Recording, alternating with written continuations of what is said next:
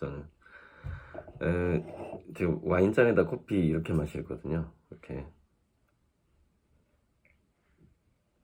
나름 또 그 뜸들이는 게 좋다 그래가지고 조금 붓고 좀 기다렸다가 또 붓고. 근데 이게 익산 시청합 커피 드립 커피인데 맛이 괜찮고요. 그런데 이제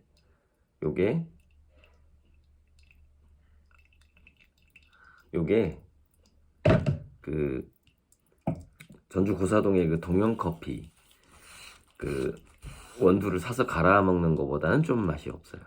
그러니까 그래도 이제 학점으로 따지면은 동영커피가 한 A0 정도 된다면 얘는 한 B+ 정도 그 정도 학점은 되고, 스타벅스 아메리카노 점수를 좀 주자면은 한 C- 정도 되고요. 그러니까 B+면은 제 입맛에는 정말 괜찮은 편이죠. 스타벅스가 C- 정도 되니까.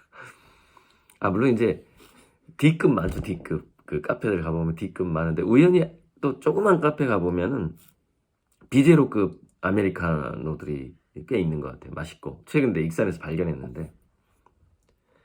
그리고 저기 전주 혁신도시에 이제 제가 가끔 만나는 이제 그 전주 유지들이 만나는 그 바가 있는데, 바. 제가 초대됐다 그랬죠. 그 중에 한 분이 지금 저기 김제에서 아파트 짓고 있다고 하더라고요. 그 건설업자인데. 거기 커피가, 얘가 B+인데, 거기 커피가 한 B- 정도. 괜찮았어요. 예. B0나 B-.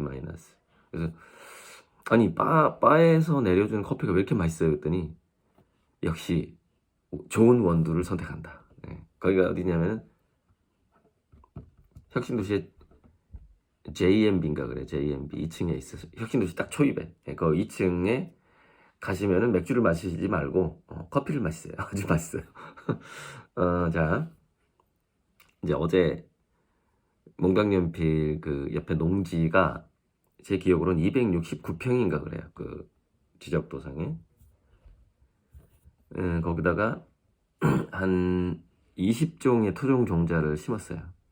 그리고 이제 무, 배추, 그 다음에 메주콩 이런 거는 아직 시기가 아니라고 하고, 또 밭을 제대로 조성해야 된다. 그래서 이제 토종 무, 토종 배추, 그거는 아직 안 심었고, 세 종류는 남겨놨고, 한 4월 달에 한번 생각해 봐야 되겠어요.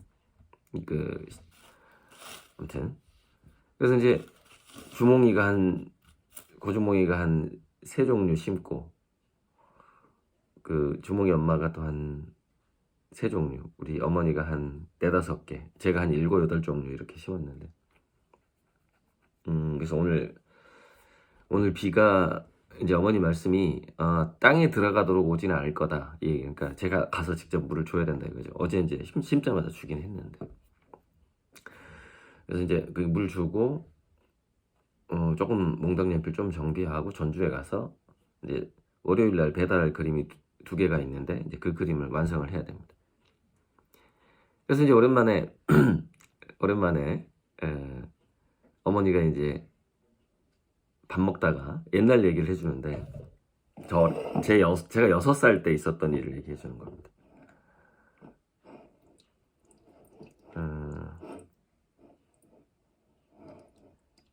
그게 뭐냐면, 제 친구 여동생이 한 명 있었는데, 걔가 이름이 순복이라네요. 순복이. 저보다 한 두세 살 어린. 그러니까 제가 6, 7살 때겠죠. 그래서 이제 우연히 우리 집에 놀러 와서 밥을 먹는데, 우리가 보통 반찬을 하다 보면 이제 어른들이 좋아하는 반찬이 있고, 4, 5살짜리 애들이 좋아하는 반찬이 있겠죠. 뭐, 그 당시 시골에서는 뭐, 계란 후라이? 이 정도면은 엄청난 최고급 반찬이었겠죠. 아니면은 뭐, 그때 뭐 아부렉이라고 불렀는데, 어묵 이런 거 굉장히 귀했죠. 그 농촌 자체에서 나오지 않는. 그리고 이제 나중에 조금 제가 초등학교 가니까 그 둥근 소세지 있잖아요. 좀 빨간 거, 아주 싼 거, 그거 부대찌개 아주 한 C제로급 부대찌개집 가면은 들어가는 그 소시지. 그것도 대단했었죠. 거기다가 계란 묻혀가지고 하면. 아무튼 그래서 어머니가 이제 제 성격에 대해서 어렸을 때 있었던 일을 얘기해 주는 거예요. 그래서 같이 뭘 먹다가 내가 뭘 먹다가 그 4살짜리 애가 저를 쳐다보면서 그걸 먹고 싶어 하는 거야. 내가 먹는 거를. 이렇게 좀 낑낑거리는 그런 거, 강아지가 낑낑거리듯이 4살짜리 애가 그게 이제 먹고 싶어가지고 지가 먹고 싶은 걸 내가 먹는다 이거지. 그래서 제가 어떻게 했냐면은 입안에 넣었다가 한 번쯤 물었겠죠? 하다가 걔 얼굴을 보고서 이렇게 입안에 있던 걸 꺼내가지고 걔한테 주더라 이겁니다. 그러니까 보통 한 10살 이전에 그 어떤 사람이 그 타고난 성격이라는 것은 그 뭐 조작되지 않은 거잖아요. 그 입안에 있던 것도 꺼내서 주는 스타일이었다 이 말이에요. 제가 어렸을 때. 그래서 이제 나중에 이게 뭔가 봤더니 제가 어제 또 어젯밤에 또 살짝 그 명리 영상을 보니까 늘 볼 때마다 참 새로운 걸 발견하는데, 제가 겁제사주가 있거든요. 겁제. 비견겁제인데 비견은 우정이나 다정다감한 거, 그러니까 상대방의 마음을 잘 이해해주고 이런 게 이제 비견인데, 저는 이제 을묘비견이라서 상당히 그걸 더 다른 가녀지동보다 더 섬세하죠. 꼼꼼하고. 나쁘게 보면은 잔소리꾼이죠. 너무 섬세하기 때문에.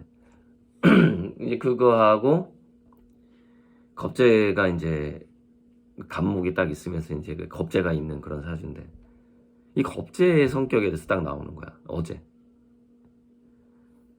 그러니까 무조건 돈을 팍팍 쓰고 잘 쓰는 성격은 아니라는 거예요. 원래 겁재가 있어야만이 재벌이 된다고 하거든요. 큰 돈을 쓸 사주이기 때문에, 돈을 잘 주기 좋아하는 그런 사주이기 때문에.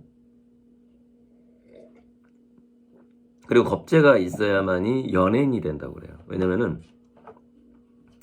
겁재라는 것은 남들의 지갑을 열게 만드는 사주거든요. 그러니까 돈을 훔친다는 의미가 있어요, 겁재가. 그리고 내가 큰 돈을 도난당한다는 의미도 있고, 남의 돈을 훔친다는 의미가 있는 거예요. 그러니까 인기가 있어야지 그 사람한테 돈이 몰리잖아요. 화가도 마찬가지죠. 사실 제가 겁재가 있기 때문에 제 그림 살라고 막 부자들이 오는 거예요. 이제 그 사주 명리학상으로는 그렇게 되는 겁니다. 겁재가 없는 화가는 어떻게 되겠어요? 돈을 많이 못 벌죠. 이제 저 같은 경우에는 보니까 뭐 상관 생재, 상관 제극 해가지고 플랫폼 사업으로 이제 스티브 잡스, 마윈, 빌 게이츠 같은 그런 사람이 될 수 있는 게 또 사주에 깔려 있고, 그리고 그러니까 사주의 하수가 보면 이 사람은 화가 사주에는 그냥 나와요. 제 사주에서 그림 그리겠네 이렇게 딱 나온단 말이죠. 그래서 그런 얘기는 정말 많이 들어봤어. 어렸을 때 이렇게 어디 물어보러 가면은 그림 그려라, 뭐 해외에 나가면 좋다, 이 얘기는 공통적으로 나와요. 그러니까 국제적으로 성공할 화가의 사주는 딱 보이는 거예요. 사주에서 그냥 보이는. 근데 내면으로 좀 더 깊이 들어가 보면은 재밌는 구조가 나오는 거죠. 그러니까 제가 지금까지 얘기했던 거 그대로 나옵니다. 분석이.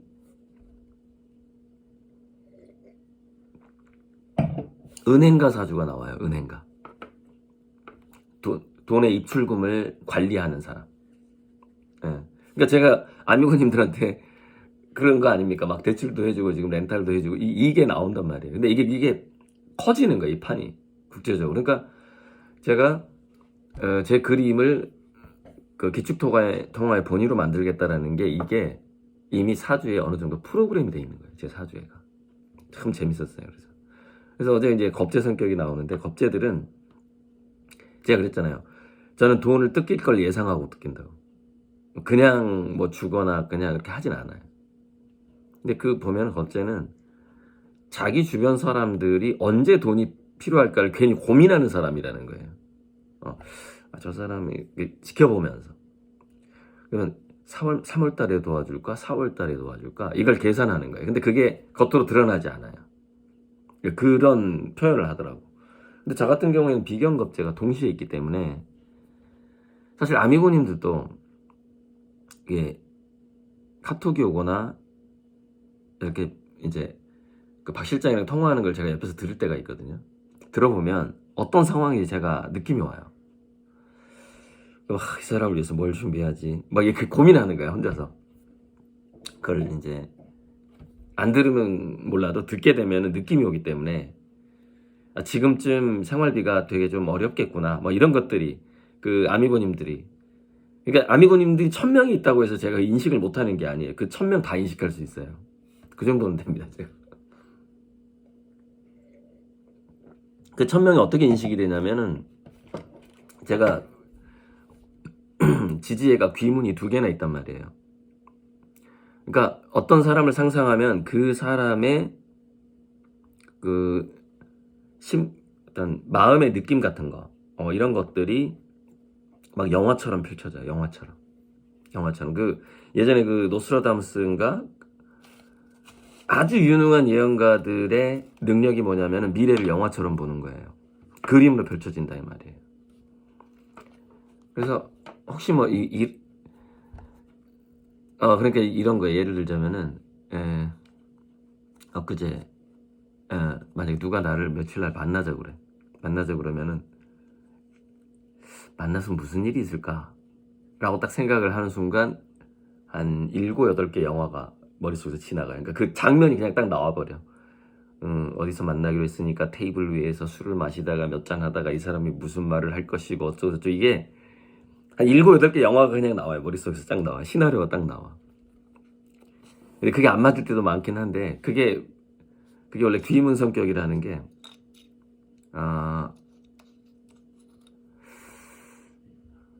그런 게 있어요. 그러니까 그 빙의된다. 빙의되는 능력을 갖고 있는 거예요. 그러니까 자기 주관이 약하면은 정신병자로 가요. 그러니까 이게 예술가 사주인데 그래서 귀문이 예술가 사주예요. 사이코와 천재를 왔다 갔다 하는 거야. 이게 귀문 사주예요. 사이코하고 천재를 왔다 갔다 해요. 그러니까 잘 풀리면 천재가 되는 거예요. 그게 음악이 됐든 과학이 됐든 미술이 됐든 안 풀리면 사이코야. 이거 다 이상한 놈이 되는 거죠. 그게 귀문 사주인데 저 같은 경우에는 이제 이 귀문을 잡아주는 게 이제 재능하고 사화가 가지고 있는 재능하고 정관정제 뭐 이런 좀 모범생 사주가 있어요. 모범생. 그러니까 저는 모범생을 벗어나기가 어려운 그런 게 있어요.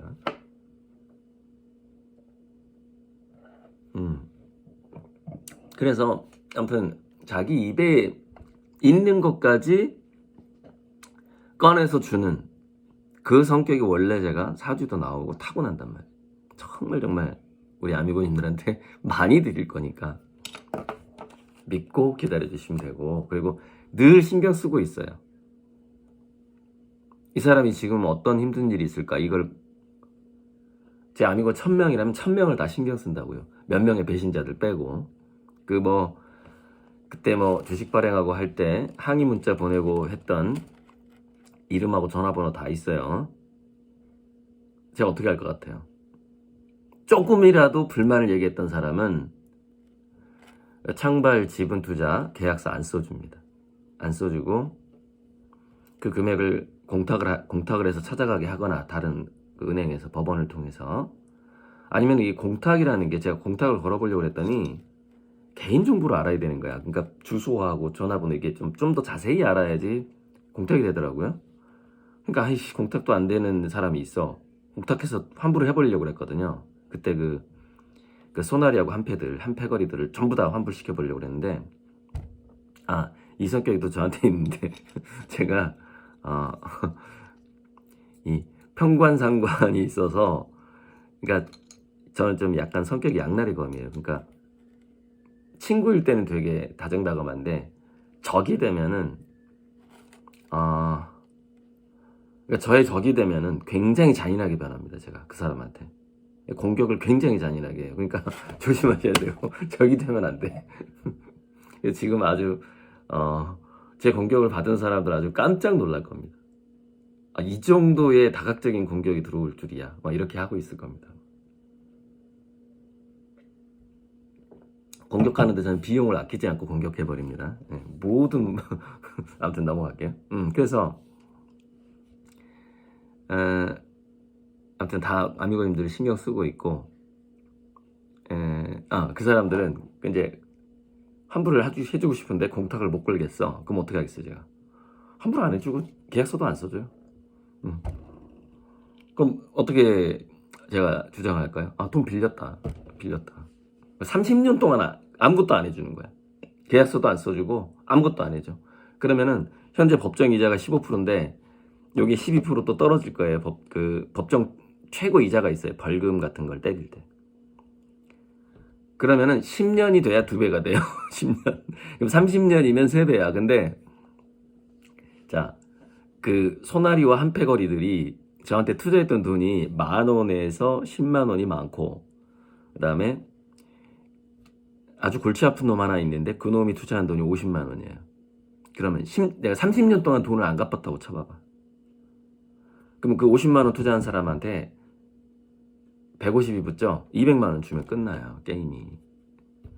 그 사람은 내가 30년 동안 돈 벌 동안 단 한 푼도 배당금을 못 가져갑니다. 소나리 편에 조금이라도 섰던 사람은 계약서 안 써줘요. 그리고 그냥 그 돈 묵혀놨다가 연리 그냥 12% 15% 계속 누적시킬 거예요. 자, 이 영상 보는 그 당사자들, 그러니까 빨리 그냥 그 돈 계좌번호 알려주고 환불해 가세요. 계약서 절대 안 주니까. 내가 정신적인 피해 손해배상은 안 할 테니까 그냥 환불해 가라고요. 자,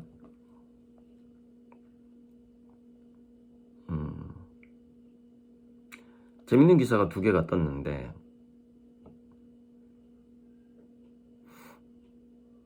서민아 키스트 센서 시스템 연구센터 연구원이 과학하고 그림을, 그러니까 과학자들과 화가들이 같이 모여서 그림을 그리는 프로그램을 운영한다거나, 그러니까 키스트잖아요, 키스트.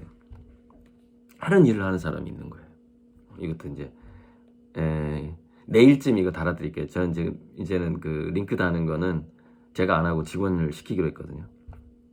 그러니까 오늘은 링크가 안 달리고, 여기 보니까 이제 뭐 광학도 나오고 그러는데, 이제 나중에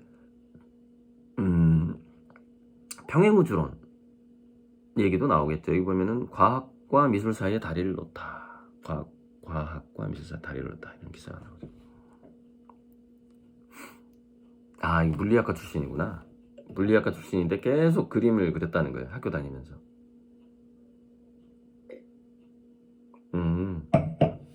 지금도 주중에는 연구하고 주말에는 그림을 그린대. 그래서 그림책을 펴낸 물리학자예요, 이 사람이.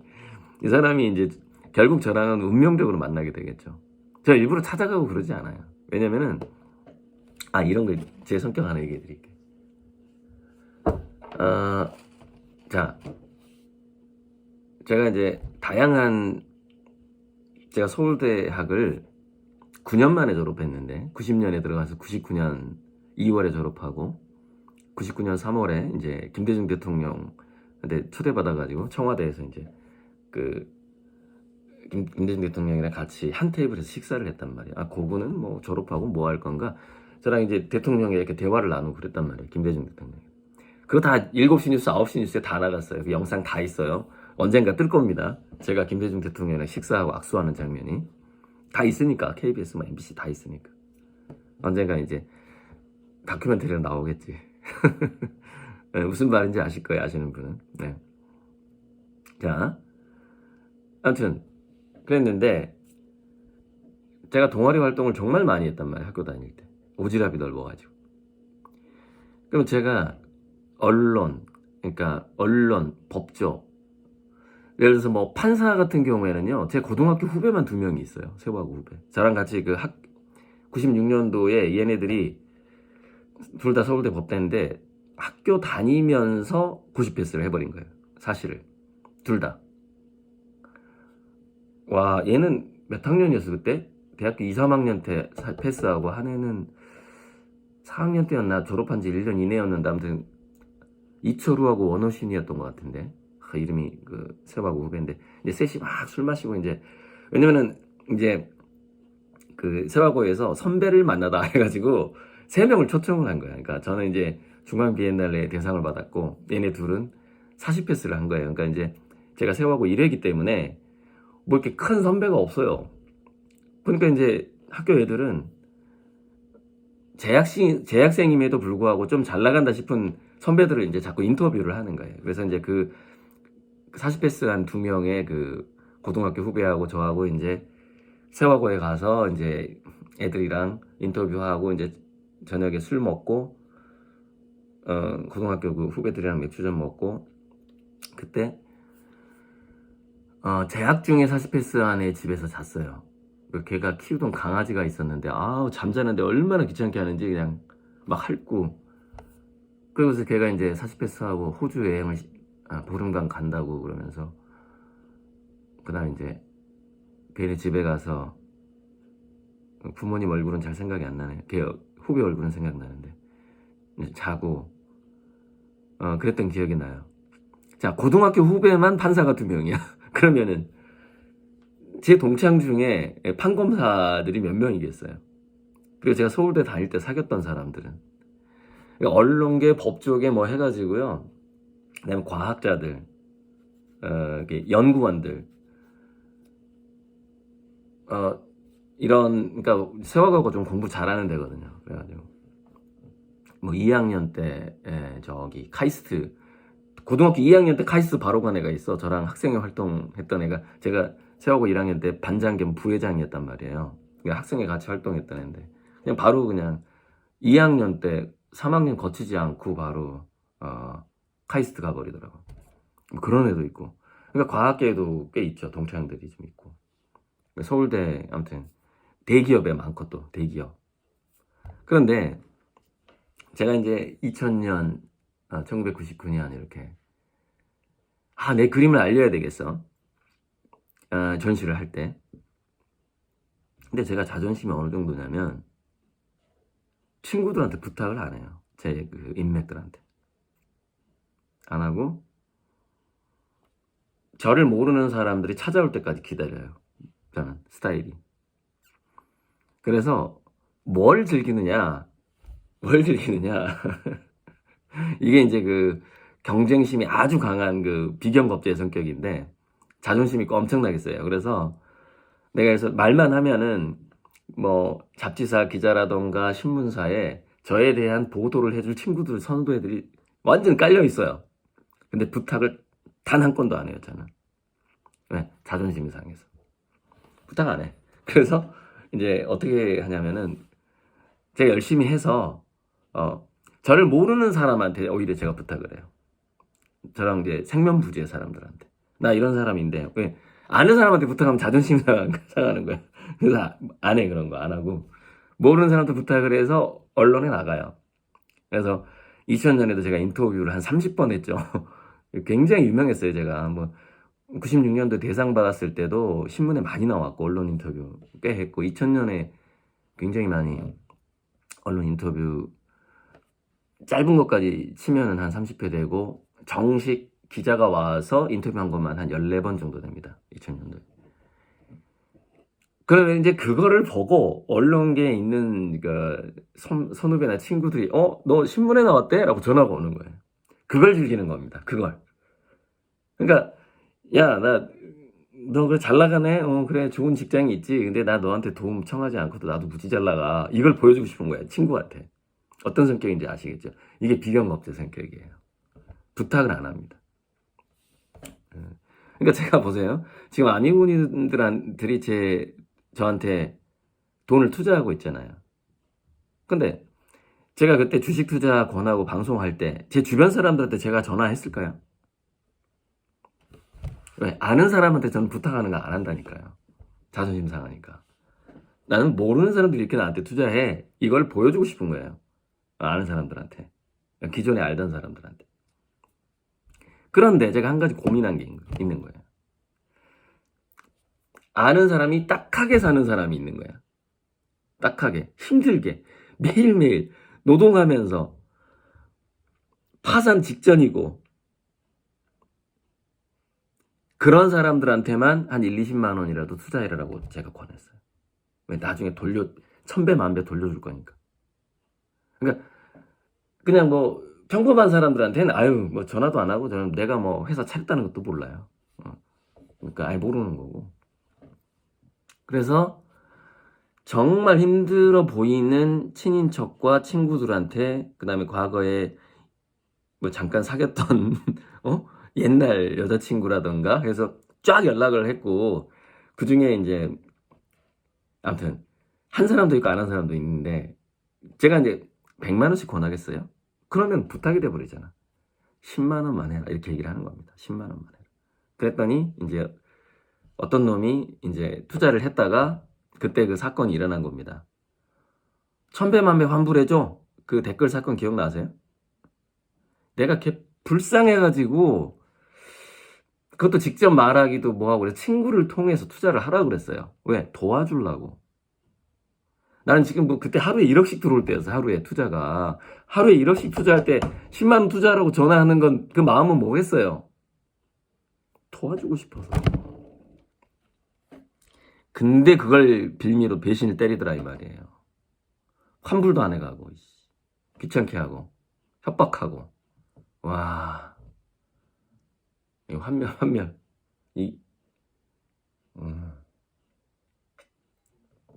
제가 그래서 사람을 조심해야 되고 비경겁제는 원래 사람을 잘 믿어주고 이렇게 으쌰으쌰 하는 스타일이에요 이렇게. 그러니까 그리고 자기 자신감이 넘쳐서 상대방을 그 지피지기를 해야 되는데 지기만 하고 지피를 안 하는 스타일이라는 거야.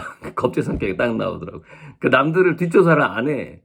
왜? 자신감 충만하니까. 그래가지고 이제 당했는데 뒷조사를 좀 했었어요. 그때 좀 경찰 친구들도 많은데 그때 뒷조사는 불법이에요. 아무튼 뒷조사를 좀 하고 만약에 쏘나리를 제가 뒷조사했으면 그 자식 분명히 전과라든가 뭐 기존의 그 회사에서 뭐 잘못하고 쫓겨난 거라든가 이런 거 나올 텐데 그거 안 했단 말이에요. 할 수 있음에도 안 했는데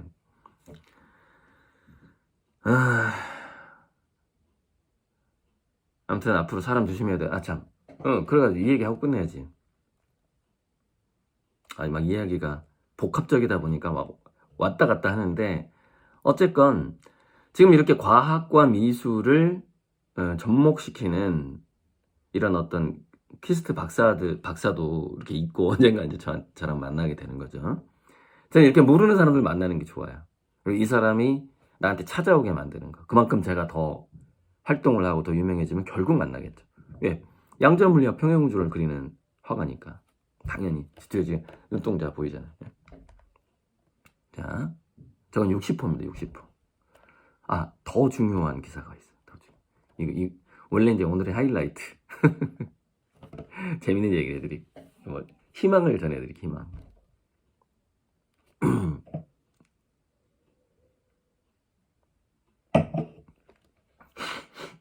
아, 1년 만에 그림값 34억 오른 90년생 신데렐라 탄생.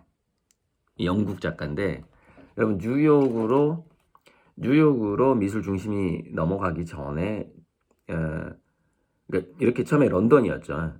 런던, 뉴욕, 상하이 이렇게 넘어오고 있거든요. 그러니까 런던, 뉴욕, 상하이, 홍콩 이렇게 넘어왔다가 이게 서울로 이동하고 있는 겁니다.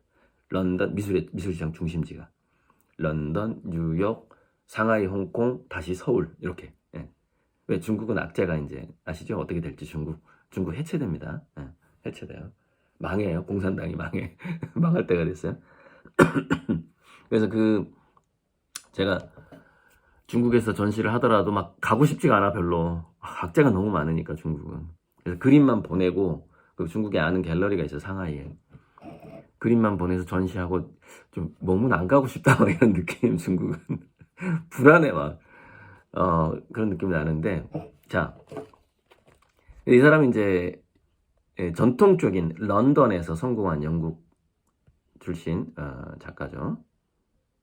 굉장히 뭐 거의 모델급인데, 아, 저기, 네, 이렇게 무슨 뭐 스포츠 의류 모델 같은 느낌이 들어요. 나이키 딱 신고 보세요. 네. 자, 여기서 가장 먼저 주목해야 될 거는 뭐냐? 이 32살, 우리나라 나이로 한 33살 정도의 이 작가가 그리고 있는 그림, 뒤에 있는 그림 보여요? 저게 몇 호일 것 같아요? 저게 분명 위가, 사진 위가 잘렸단 말이죠. 저거는 1000호에서 2000호 사이의 그림이에요. 1000호에서 2000호 사이의 그림. 사다리 타고 올라가서 그려야 되는 거예요. 저는 이제 고소작업대를 샀기 때문에 춘포공대에서 고소작업대를 타고 하면 돼요. 자, 그런데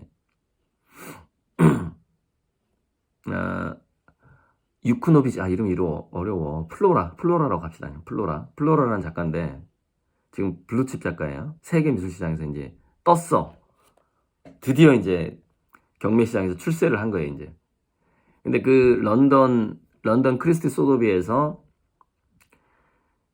그림 2개가 비싸게 팔렸는데 여우라는 그림이 685억. 이게 수수료를 뺀 거예요. 여기서 15%를 더 해야 돼요. 그 다음에 르네 마그리트의 빛의 제국이 970억 원이니까 이거는 1000억 넘었다고 봐야 돼요. 15%가 더 가산돼야 되니까.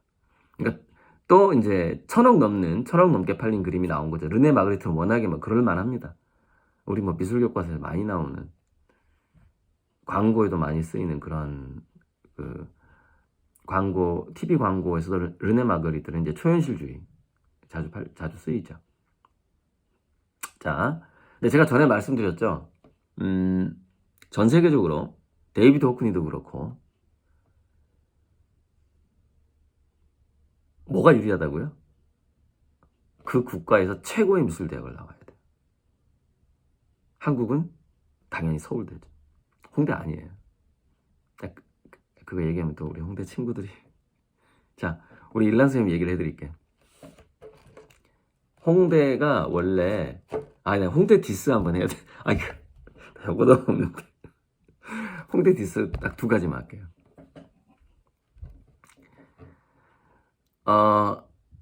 미대는 홍대가 최고야라는 소문이 홍대 출신들이 낸 겁니다. 낸 건데 이제 서울대 미대와 홍대 미대가 있으면은 홍대 미대가 그 입학 정원이 8배가 많아요. 지금 10배가 많을지도 모르겠어. 막 대학원까지 해버리고 인원이, 그러니까 서울대 미대 인원하고 홍대 미대 인원이 이렇게 달라요. 10배 정도 차이가 있어. 그래서 제가 대학교 1학년 때 홍대를 놀러 가봤어. 이제 같은 학원 출신의 홍대간에도 있고 서울대간에도 있으니까 가서 깜짝 놀랐는데 지금은 좀 많이 좋아졌으리라고 봐요. 학생마다 주어지는 실기실이 있어요. 실기실. 그러면은 좁아요. 네, 그 미대 건물을 그 많은 인원이 나눠서 써야 되니까. 그래서 우리 이제 서울대 미대 학생들은 공통적으로 어느 정도의 공간이 주어지냐면 응접실 정도의 공간. 그러니까 양쪽에 소파가 2개가 있고 가운데 티테이블이 하나 있는 정도의 공간이 1인당 하나씩 주어집니다. 그러면 거기서 딱 뭘 할 수 있냐면은 100호 그림 하나랑 50호 그림 하나 정도 펼쳐놓고 작업하면은 딱 맞아요. 그러니까 100호 그림을 생산할 수가 있죠. 홍대에 갔더니 한 학생에게 주어지는 공간이 딱 소파 하나의 공간이 주어지는 거예요. 불쌍해서 혼났습니다. 이제 홍대 가가지고 너무 불쌍해요. 게다가 수업료는 2배가 비싸잖아요. 서울대보다 2배의 학비를 내고 실기실이 소파 하나밖에 안 주어지는 거예요. 학생 실기실에. 난 진짜 그때 내가 서울대 가길 진짜 잘했구나 그 생각을 했는데 지옥이에요. 지옥. 그 실기실이 여기서 어떻게 그림을 그려 막 이런.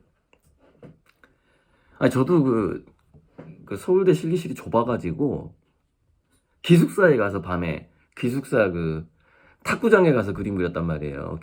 서울대 기숙사 이렇게 쭉 올라가면은 기숙사 탁구장이 있는데 그 백호 그림을 들고 미대에서 음대를 통과해가지고 그 오솔길 언덕 돌계단을 쭉 올라가서 기숙사집 가는데 몇 미터일까? 한 1km 이상 돼.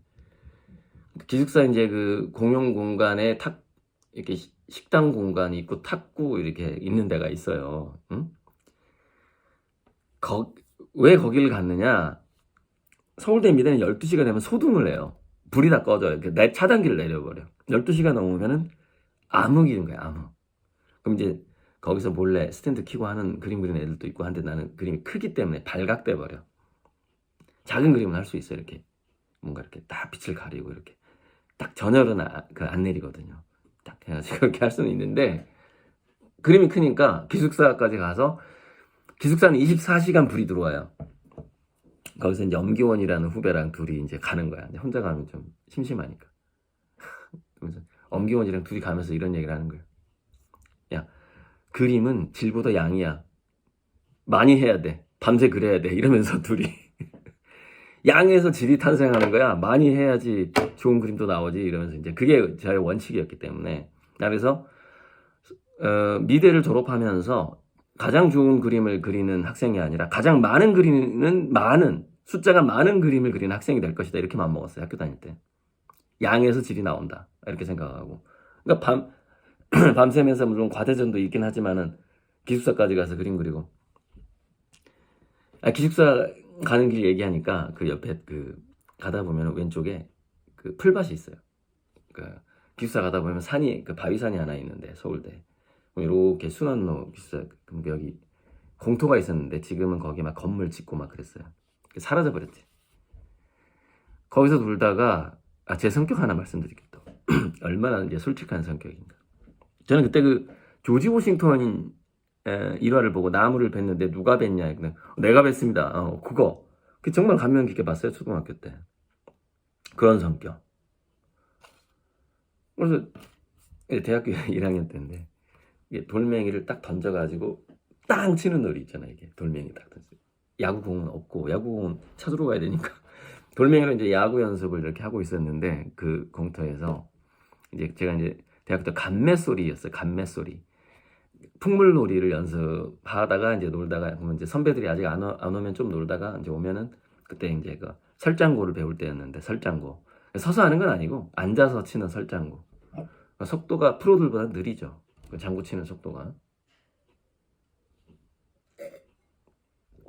그 무렵에 대학교 1학년 때 이걸 하는데 얘가 빗 맞아가지고 굉장히 큰 검정색 중형차가 오는데 중형차 보네트로죠. 바닛 위에 그 돌이 그 위로 딱 떨어진 거예요. 그러니까 한 80m 날아간 것 같아. 돌이. 한 요만한 주먹보다 살짝 작은 돌이었을 것 같은데 한 요만한 돌이었을 것 같아. 요만한 거. 꽝 소리가 나는 거야. 아이고 큰일 났다. 근데 그게 언덕을 넘어갔기 때문에 그 돌을 친 사람이 안 보여요. 그 차에서. 나도 그 차가 안 보여. 근데 소리를 들으면 알잖아요. 맞았구나. 맞았구나. 소리 들으면 알잖아. 안 보이고 또 하나 뭐냐. 그 순간 저는 이런 판단이 딱 내렸어요. 그 차가 지나가는 산 위가 돌산이에요. 돌산. 서울대 기숙사 가다 보면 돌산이 좀 높은 게 하나 있어. 이름도 있는데 까먹었어요. 거기 막 올라가고 그랬는데 그 바위 위에. 그러면 서울대 전경이 쫙 보여요. 그 기숙사 옆에 돌산에 올라가면. 등산 코스가 거의 막 한 500m밖에 안 되는. 그러니까 올라가는데 한 200m, 내려오는데 한 200m. 아무튼 한 500m면 갔다 오는 산이 있는데. 그 순간 제 머릿속에 여러 가지 생각이 딱 스치는 거예요. 저 차의 운전사는 저 돌산에서 우연히 굴러떨어진 돌이 자기 차에 맞았다고 생각하겠구나. 그렇잖아요. 바로 옆에 돌산 지나가다 맞았으니까. 근데 제 양심이 그걸 허락하지 않는 거예요, 저는. 바로 달려가는 거야. 내가 했다는 걸 얘기해야 속이 시원해. 차가 딱 섰죠. 끼익 딱 섰죠. 쾅! 딱 차가 섰어. 한 10m도 안 간 것 같아. 그러니까 깜짝 놀란 거지, 이제 기사가 있고, 뒤에 회장님 차였어. 그러니까 기사가 2명이 타고 있었어. 이제 완전히 그랜저급인 거죠, 그 당시에. 지금으로 보면 에쿠스 크기 이 정도. 기사하고 그 뒤에 딴 그 사장인지 뭐 학장인지 뭐 교수인지 알 수가 없는데 나와서 보고 있는 거야, 차를.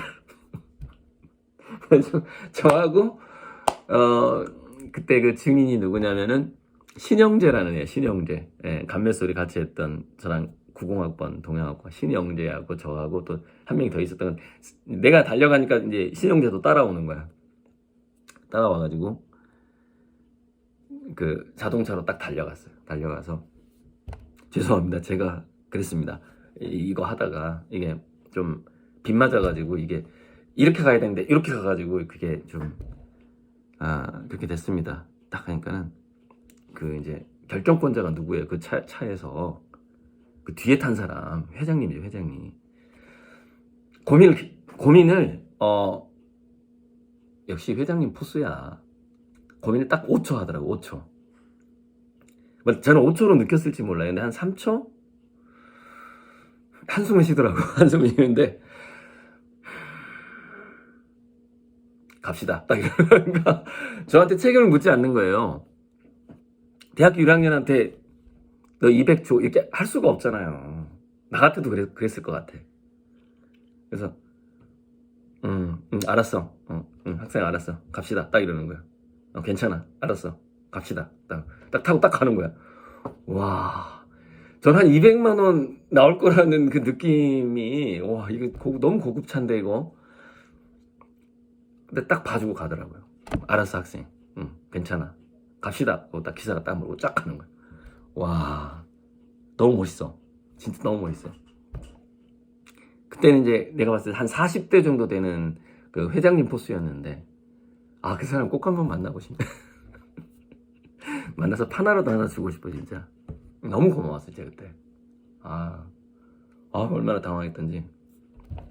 자, 결론은 넘어갑시다. 오늘 영상이 길어지네, 이거. 아니, 밖에 지금 흐려가지고 비가 오려고 하는데, 아무튼. 그래서 좀 늦게 나가는 겁니다, 제가. 그래서 이 32세에 우리나라 나이로 33세 이 플로라가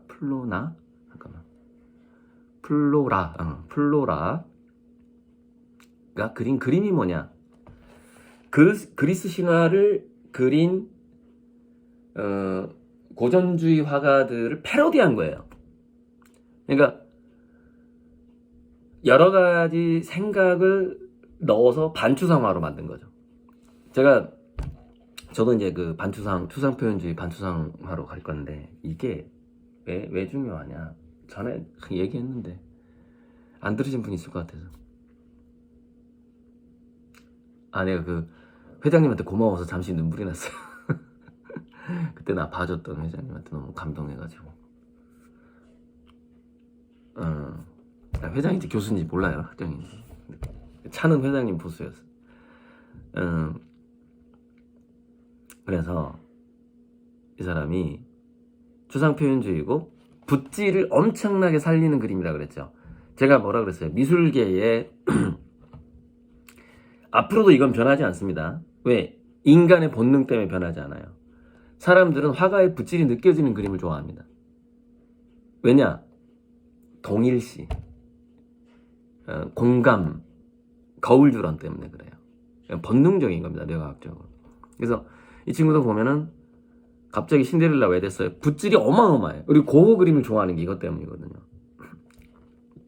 저는 이제 뇌신경과학을 오랫동안 공부했기 때문에 사람들이 어떤 그림을 좋아한다라는 걸 이미 알고 있고, 미학적으로 사람들이, 진화생물학적으로 사람들이 좋아할 수밖에 없는 이미지가 뭐라는 것도 다 알고 있고, 그걸 제 그림에 지금 접목하고 있단 말이에요. 이거는 전략적으로 그렇게 하는 게 아니에요. 그게 가장 좋은 그림이라고 느껴지기 때문에 그런 거예요. 왜? 화가 자신도 그런 그림 그릴 때 재밌기 때문에. 재밌기 때문에. 그래서 언젠가 제 그림은 어마어마한 대박이 날 건데, 제가 진화심리학적으로 접근을 하고 있기 때문에 전 세계적으로 엄청나게 이제 난리 납니다, 난리. 이제 그 얘기하고 끝낼게요. 그래서 이 친구가 추정가가 있을 거 아닙니까, 추정가. 30대 초반에 오케이. 그림이 좀 크긴 한데, 예, 한 1,500 정도 되긴 하는데, 이 그림이 팔렸는지 뭐였는지 모르겠는데,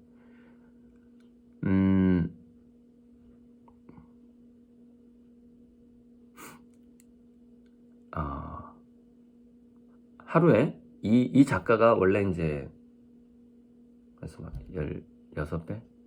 아무튼 추정가가 있었는데 추정가가 20만 파운드면 얼마지? 한 몇천만 원인 것 같아요.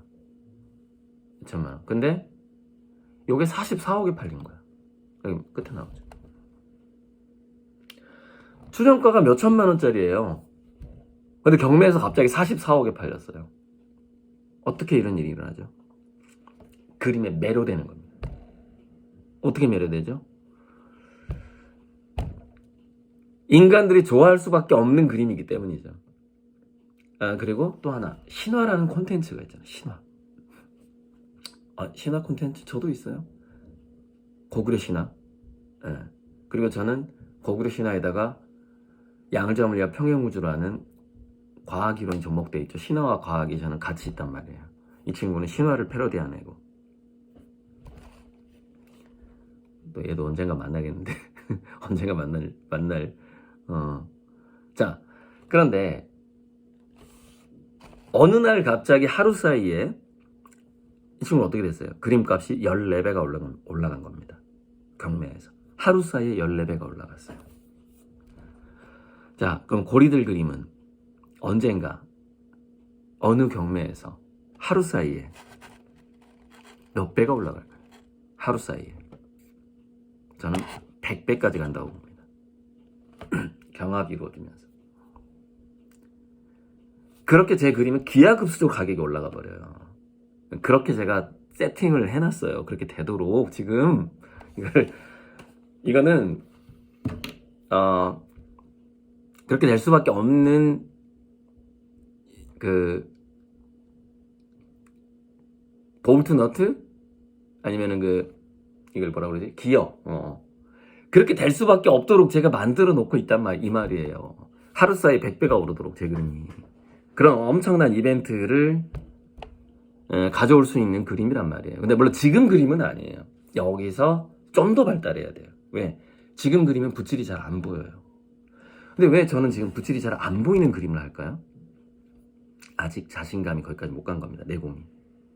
제가 내공이 가면 저절로 나와요. 근데 아직 안 나오고 있어요. 왜? 아직은 조심스러운 거예요. 왜? 인문학적인 붓질이 나온다는 건 뭐냐면은 모험이에요. 모험.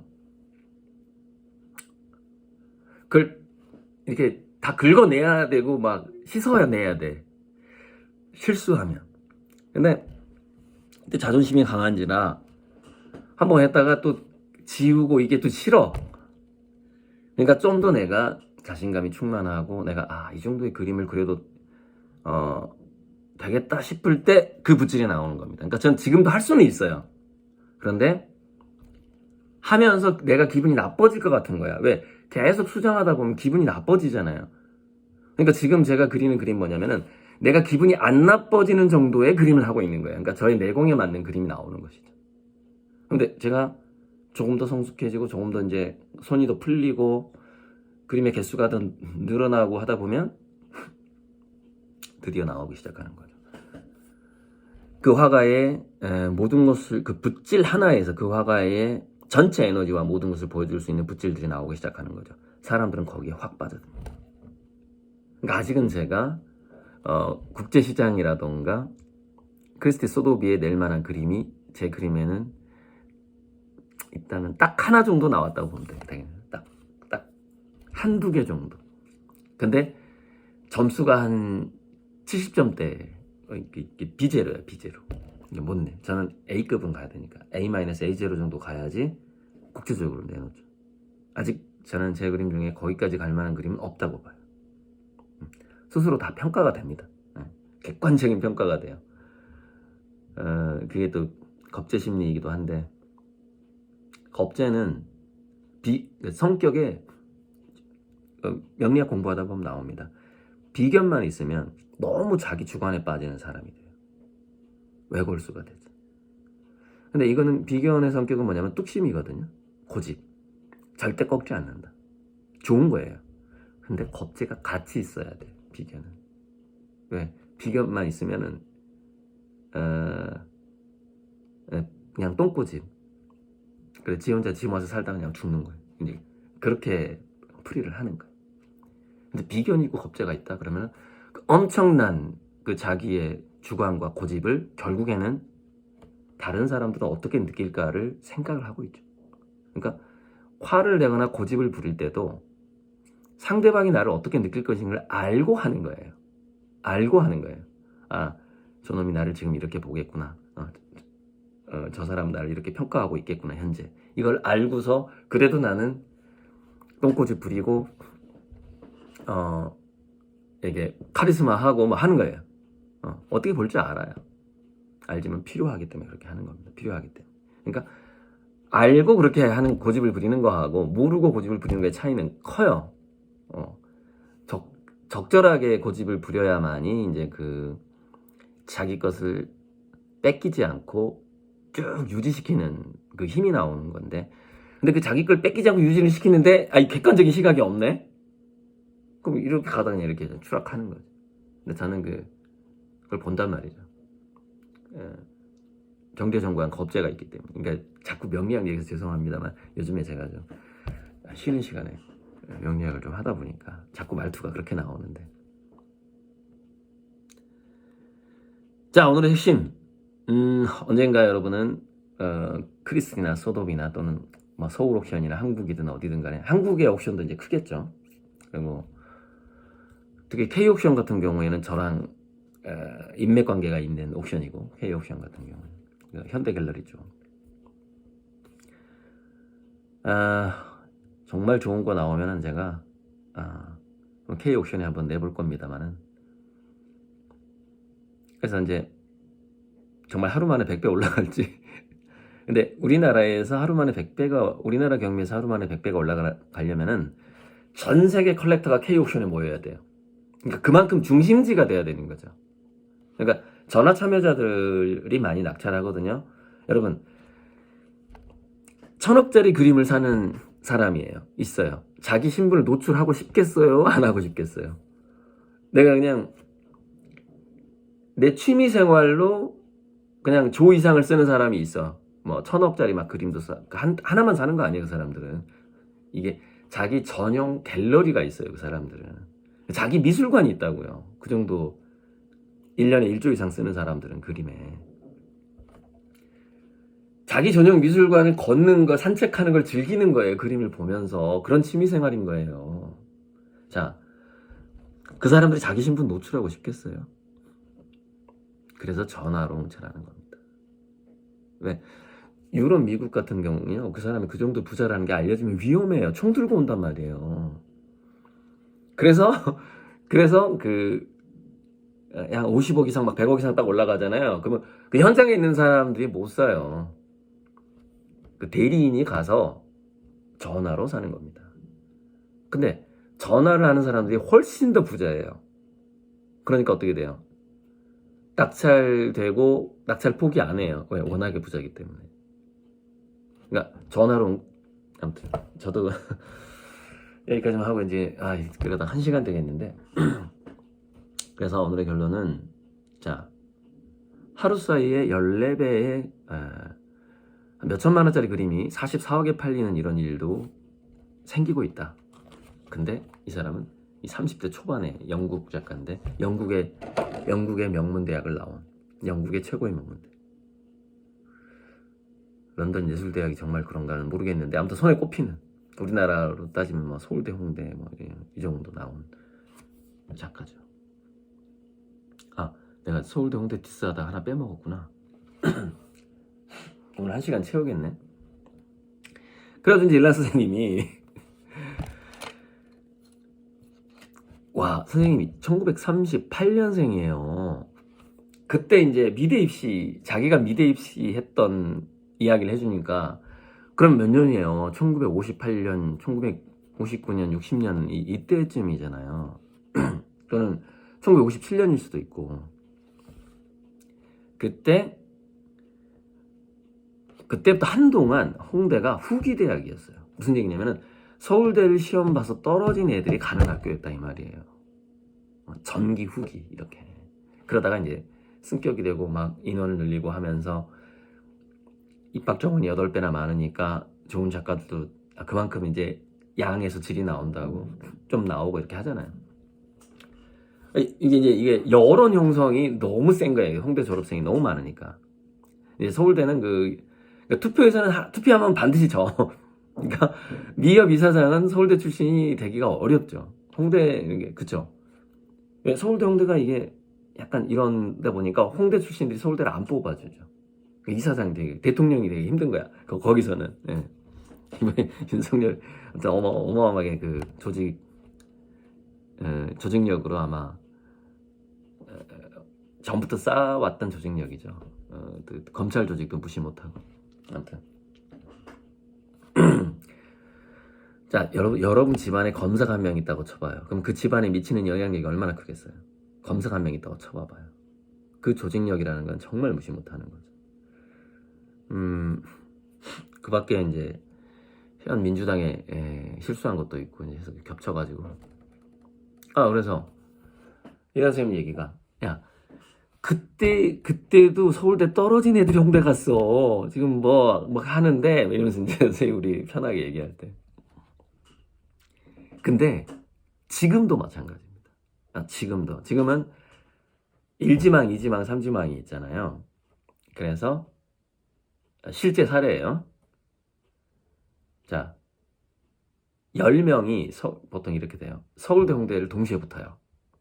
지금 요즘에는. 왜냐면 실력이 다 되니까.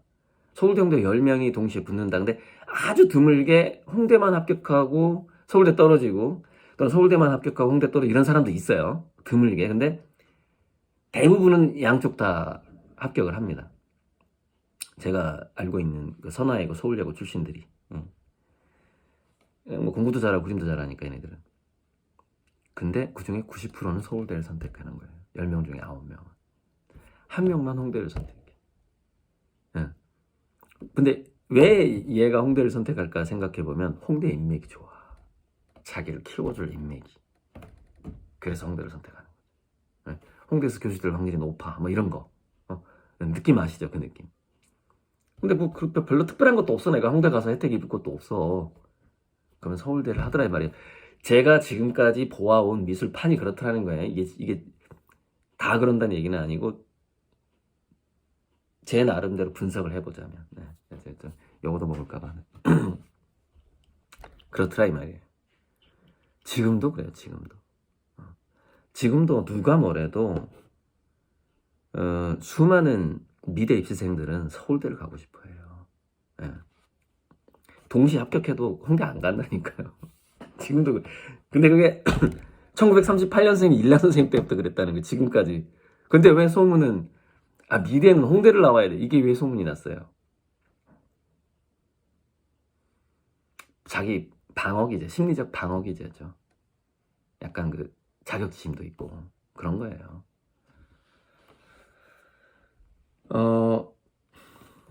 마무리를 해버려. 홍대, 서울대. 자, 입학 정원이 8배죠, 홍대가. 서울대보다. 교수 되는 비율은 5대5예요.